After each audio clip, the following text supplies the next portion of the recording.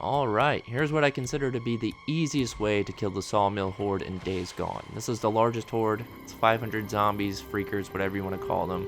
I have one main little trick I use with my traps here. If you can see, they're close together.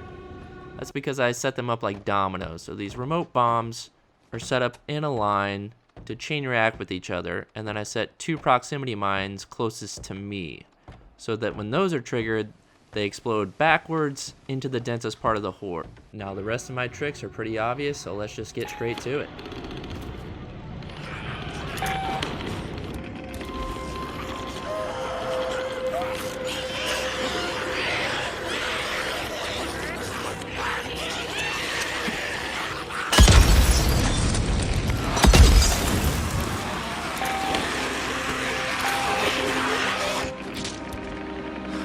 There's a lot of freaks.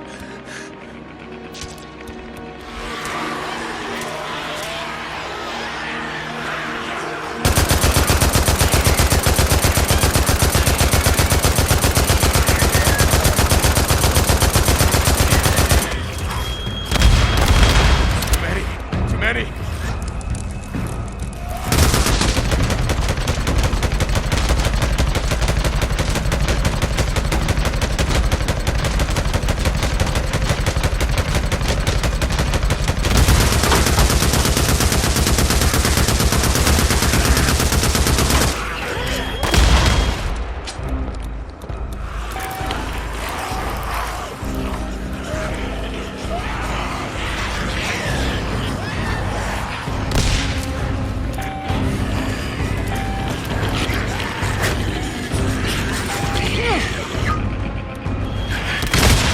More of them!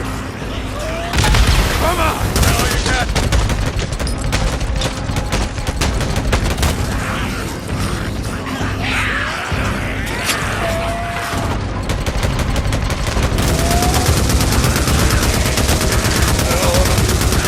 Oh, yeah!